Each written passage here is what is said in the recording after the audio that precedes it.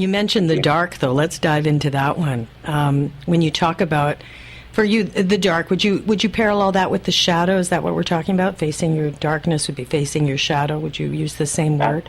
Absolutely. That's where the title of the book comes from. It's referencing the idea that, and I get this a lot when, being a person who speaks very openly about this particular medicine. I get a lot of people who say, like, oh, I can't take that anymore. Like, I had a quote unquote bad trip. It scared me, and I can't go back. This is the point wherein people are presented with something dark and challenging. They're presented with their shadow. They're being presented with their own stuff, right? But because there isn't the tool to navigate, being exposed to this, and there isn't an understanding that it could come up, and there isn't an understanding that can actually be a really constructive, beneficial experience in your life. It's resisted.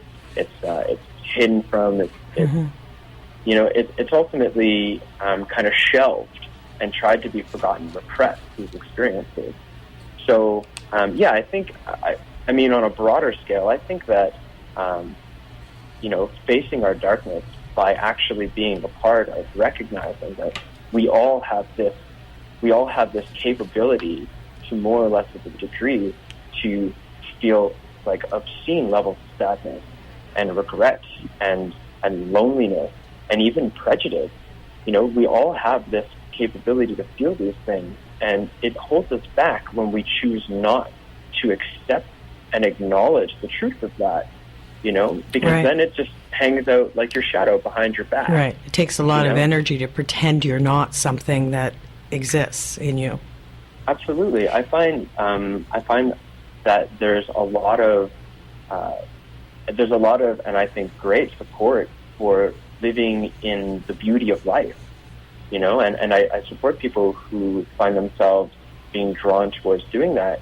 But I feel as though if living in the beauty of life comes with avoiding and the recognition that, like, dark things are happening in yourself and in the world all the time, like, not so much that it gets you down, but enough so that you understand why you're choosing to live in this light, that ultimately this light is it's a fallacy. Do you feel comfortable defining the shadow and how it originates for people? How it originates, I mean, that's a really big question. I don't feel necessarily comfortable going into that, but for what I understand to be the shadow is similar to the way Carl Jung described it, which is it's sort of like a group, like a personification maybe of all the things about yourself that you don't want to accept. It's all the things about yourself that you don't like. It's all the elements of who you are that are uncomfortable and, to some level of disdain from in your conscious life. It's all the things that you've repressed. It's all the things that you've avoided dealing with. It's all of that, baggage that we carry, but we don't want to open up to what's inside of it. Right. It's like we disown everything that doesn't fit into our developing picture of ourselves as we're growing up, for whatever reason, whether it's family rules, social rules. I think we're constantly gauging how people are evaluating what they like and what they don't like, and when you start to try to fit into that box, that's the creation of a shadow, right? You're disowning who you really are, what you really have, and it becomes a reflection of that ego that you that determines how to sort of control and manipulate the environment. Does that resonate for you?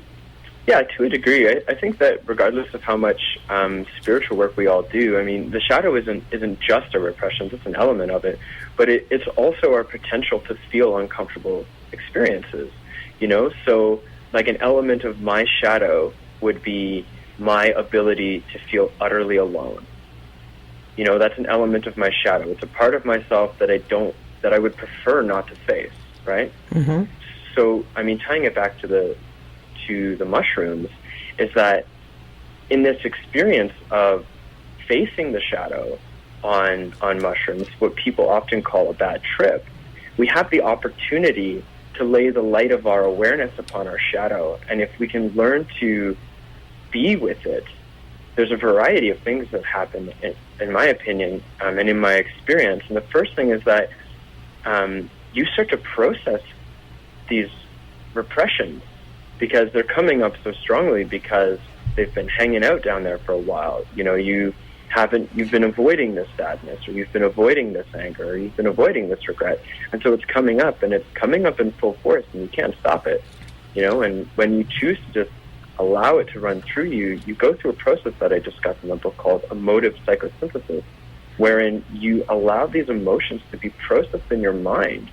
And as long as you don't fight them or resist them or try to figure them out, but just accept them, that they are a true and honest expression of an element of yourself, then you essentially start to break down, like decompose this shadow. You start to break it down and it integrates.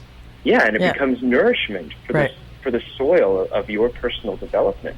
Right. You know, and on top of getting this nourishment, another element is that once you have a direct experience of, like, you know, say, like, I spent 4 hours, you know, quote unquote, I spent 4 hours the other night facing the deepest, darkest, saddest, loneliest, angriest, you know, elements of myself, all by myself at night, you know, in the woods.